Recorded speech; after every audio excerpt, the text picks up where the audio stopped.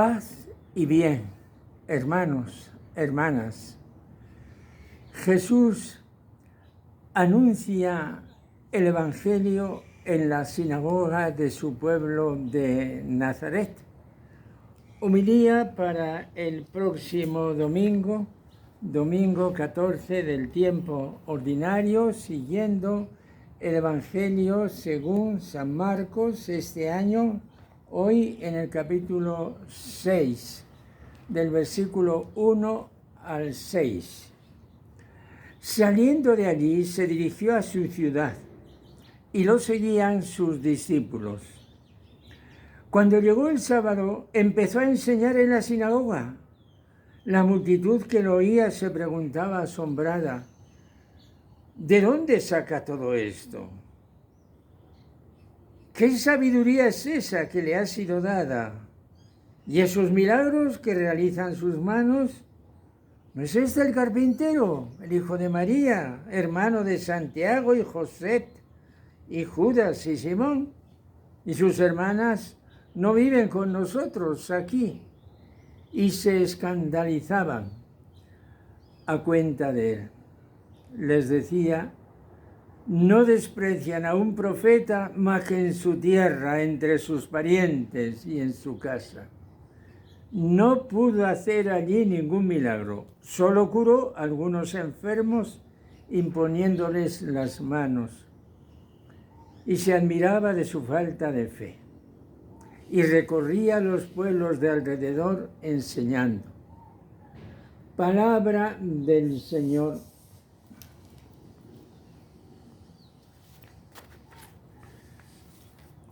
Hermanos, el Evangelio de San Marcos que vamos leyendo este año, en su sencillez, nos resulta sumamente expresivo. Jesús, que duerme en la barca, pero es capaz de dominar las fuerzas del viento y el mar. Jesús, que cura a la mujer hemorroísa y resucita a la niña de 12 años, hija de Jairo, judío, jefe de la sinagoga. Lo veíamos el domingo pasado. Cada una de estas escenas es el retrato total de una persona que es diferente de todos los rabinos, maestros y profetas. ¿Quién es este? Que hasta el viento y el mar le obedecen. Pues este es el Hijo de Dios a quien nosotros hemos dado toda nuestra fe. No olvidemos, lo he dicho otras veces, Evangelio de Jesús el Cristo, Hijo de Dios. Así empieza San Marcos.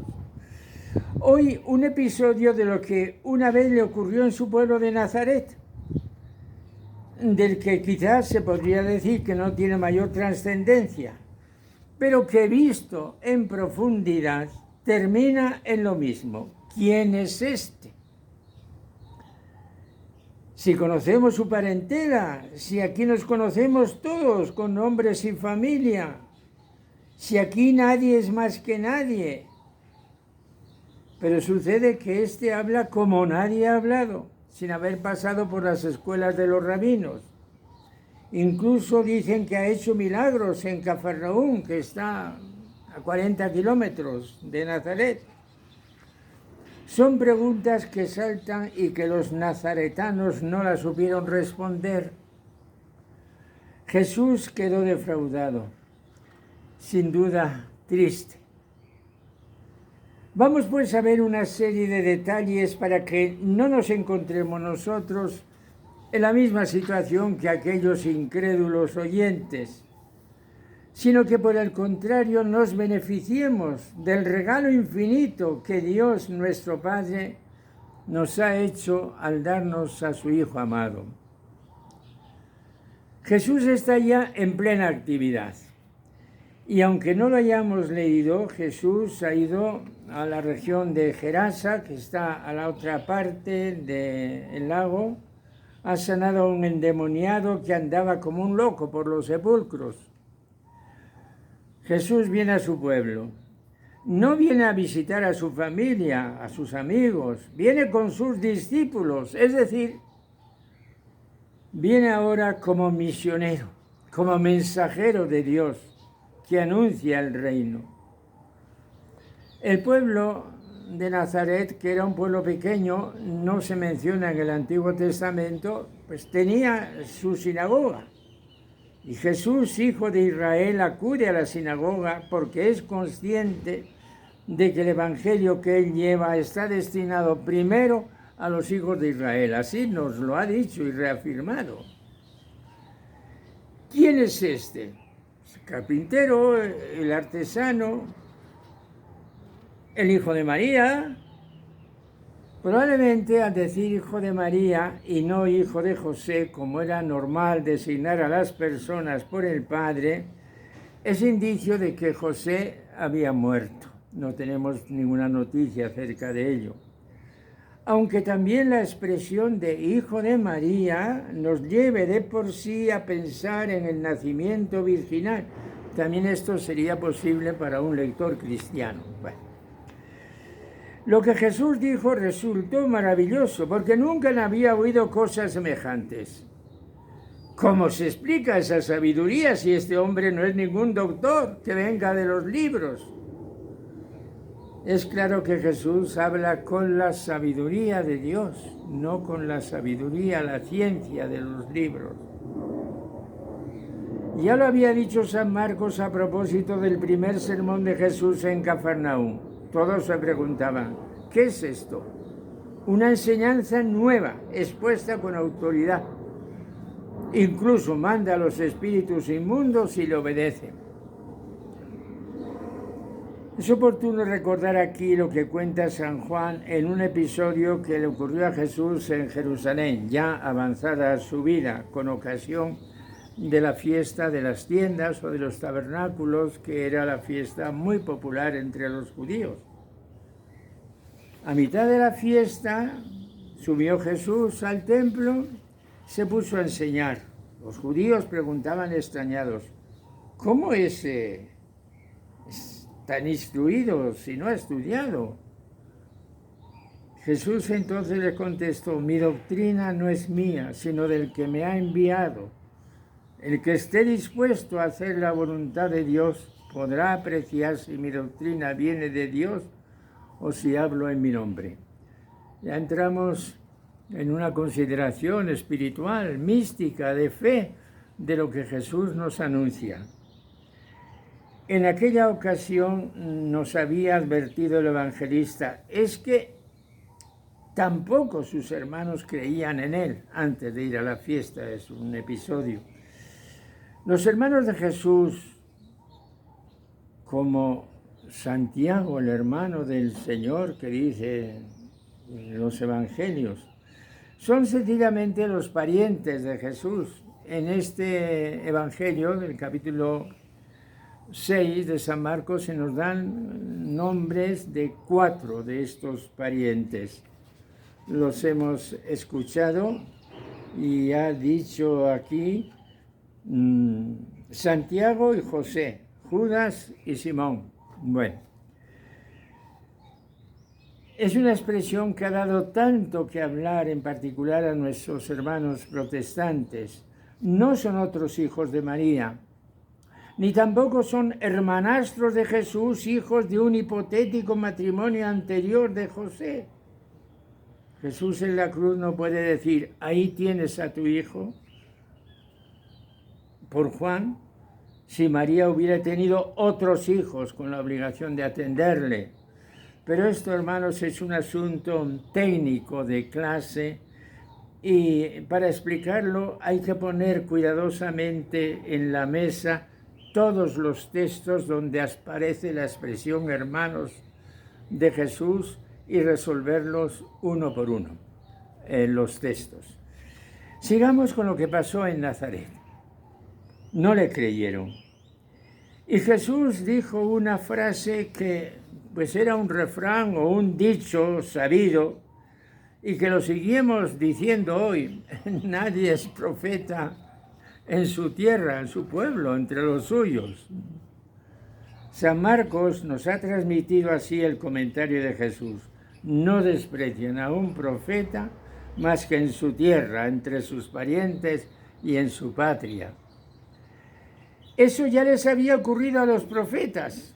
Así el profeta Ezequiel, de quien leemos hoy, cuando Dios le envía, a ellos te envío para que les digas, esto dice el Señor. Te hagan caso, no te hagan caso, pues son un pueblo rebelde, reconocerán que hubo un profeta en medio de ellos. Y Jesús ha quedado como un profeta, uno absolutamente singular en toda la historia de Israel. El desenlace de esta escena tiene dos puntos diferentes. Jesús fracasó, por una parte, y no fracasó, dice el Evangelio, no pudo hacer allí ningún milagro. Se encontró con las manos atadas, no pudo. No es que no tuviera fuerza él, es que no había fe para recibir esos milagros. No pudo. Solo curó a algunos enfermos imponiéndoles las manos. Luego sí pudo, algunos sí, y se admiraba de su falta de fe. Esto nos puede pasar exactamente hoy, hermanos. Y voy a recordar hechos. Cuando San Francisco comenzó su aventura espiritual con aquella llamada a la pobreza, el primer enemigo suyo fue su padre, comerciante de Asís. Aquello era un despilfarro intolerable. Yo no tolero esto en mi hijo. Y lo llevó ante el obispo de Asís. Y entonces el joven Francisco se desprendió de su ropa, se desnudó y fue acogido bajo el manto del obispo y dijo aquella frase: hasta ahora he llamado Padre mío a Pietro Bernardone, a partir de ahora ya puedo decir Padre nuestro que estás en el cielo. Dios es mi Padre, Él no me va a dejar. Y hubo jóvenes y adultos del propio pueblo que lo siguieron. No hubo que ir a buscarlos fuera, le siguieron también del pueblo. Y a los pocos años, una joven quedó iluminada por el ejemplo de Francisco, Clara de Asís, y siguió el camino evangélico que Francisco había descubierto. Pero ocurrió que más tarde no fue solo Clara, fue también su hermana Inés, incluso su madre Hortolana terminó siendo del grupo espiritual de su hija. Jesús sí curó enfermos hasta en el pueblo, aunque la mayoría le dijeran que no. Hermanos, los santos están ahí, como ha dicho el Papa algunas veces, a la puerta de al lado. Quizás no te has dado cuenta, pero tenías ahí a la puerta de al lado. Los santos están ahí en mi pueblo, en mi parroquia. Y un sacerdote mayor como servidor de ustedes, pues puede decir, allí por donde he ido pasando en la vida, allí he encontrado almas extraordinarias, hombres y mujeres, personas sencillas o personas ilustradas, que me han dado un ejemplo admirable de lo que es el verdadero amor a Jesús. Los santos están ahí y yo, es decir, tú, hermano, hermana, que me escuchas, estoy llamado a ser uno de ellos. Yo estoy llamado a ser curado por Jesús y a amarle con todo el corazón. Pablo fue uno de esos seguidores de Jesús, a pesar de que había sido un fanático fariseo, perseguidor de la iglesia de Dios, dice él. Pero Pablo, que ha tenido sublimes visiones, sabe perfectamente que no es él el héroe de aquello que ha realizado, que es solo la gracia de Dios. No mi entrega, no mi debilidad, no mis conquistas. La gracia de Dios obra maravillas. Y hoy escuchamos este testimonio de San Pablo. Si quisiera gloriarme, no me comportaría como un necio, diría la pura verdad, pero lo dejo para que nadie me considere superior a lo que ve o oye de mí. Por la grandeza de las revelaciones y para que no me engría, se me ha dado una espina en la carne, es decir, en mi ser humano. Por 3 veces he pedido al Señor que lo apartara de mí. Y me ha respondido: te basta mi gracia. La fuerza se realiza en la debilidad. Así que muy a gusto me glorío en mis debilidades para que resida en mí la fuerza de Cristo. ¿Cuál fue esa espina que llevaba metida en sí? ¿Fue acaso una enfermedad? Pues se han dado muchas hipótesis, pero no sabemos exactamente cuál fue. Pero de todas maneras, hermanos, está claro que cada uno de nosotros puede llevar dentro algo que uno quisiera. ¡Ah, fuera! Esto me estorba.